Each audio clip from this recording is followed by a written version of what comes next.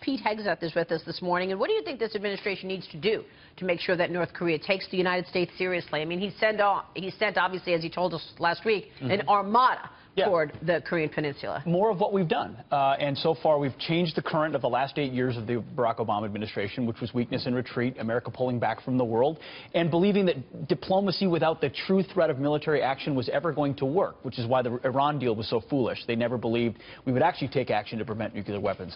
North Korea is a lesson on that. They didn't believe over a number of decades that America would do what's necessary to prevent a nuclear North Korea. So our strategic patience led to a place where we almost have no choice now. Pretty soon they're going to have the ability to deliver a nuclear payload on an intercontinental ballistic missile, threatening not just that region, but Hawaii, the West Coast, the United States. We can't get to that point. So an America First foreign policy says you either deal with it now through some bold action, strong talk, brinksmanship. You know, that's a lot of the things that President Reagan was criticized for in the 80s, and then he went and won the Cold War. Right. It takes pushing the envelope, doing things differently to create the moments and the opportunities. I feel like he's getting higher marks on his foreign policy than certainly domestic policy issues, which cannot pass go. No, well, and people are surprised by that because they expected America First meant he was going to be an isolationist. Well, he's finding the balance between America First and American leadership. You can't have a world devoid of American.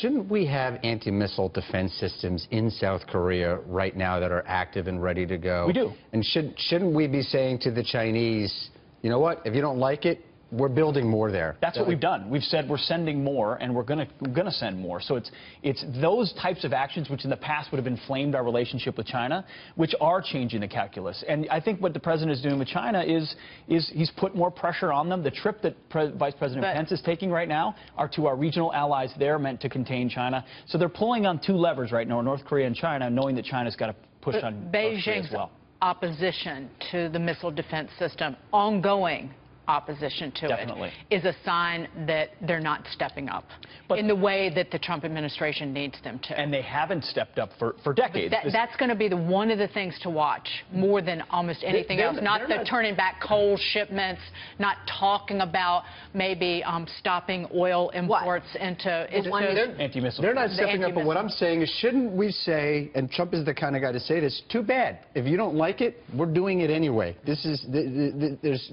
the South Korean security is at stake, Japan's security is at stake, and our security is at stake. That's exactly what they've said. They've said, listen, China, if you won't step in, we'll do it ourselves. And look at what we did in Syria with the chemical weapons attack. Look at what we did with the Moab in Afghanistan. We will act in our own interest unilaterally if we need to. We don't care if you're going to try to veto it in the Security Council. You have the state of Hawaii dusting off what to do in terms of a missile strike from North Korea.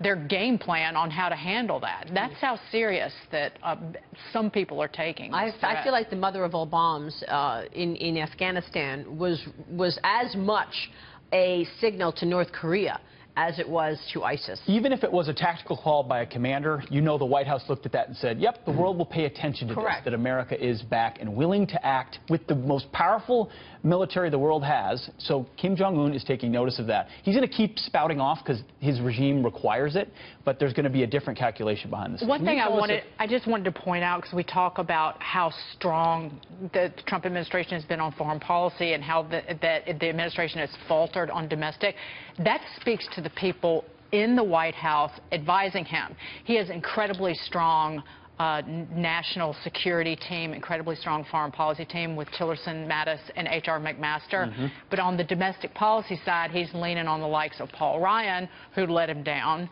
Steve Bannon, now he's not sitting at the table, as we saw in that photo. Increasingly, he is relying on Gary Cohn. And obviously Treasury Secretary Mnuchin, but Gary Cohn has taken the lead on tax policy out of the White House. No doubt about it. No, and apparently there's reports that they're attracting more talent to the administration by watching what President Trump is allowing H.R. McMaster and Mattis and others to do. He's taking their advice, and it's leading to good directions. Well, and he also doesn't have to deal with Congress on all these issues, which frees his hand. But on North Korea, can you tell us about this and the missile defense, the THAAD system? What is that system? And why is it so important in this? Well, it's able to intercept missiles coming from North Korea. So it's more advanced than previous versions. We can shoot them earlier. Hitting a bullet with a bullet once it's reached a certain orbit is a nearly impossible thing to do. So it's able to detect earlier and shoot down earlier, both intermediate and is it enough to defang the North Koreans? If we got that you can't defend against, if they were to decide to go with everything they had, you can't defend against all of it, but you can defend against the most dangerous aspects of it. Wow.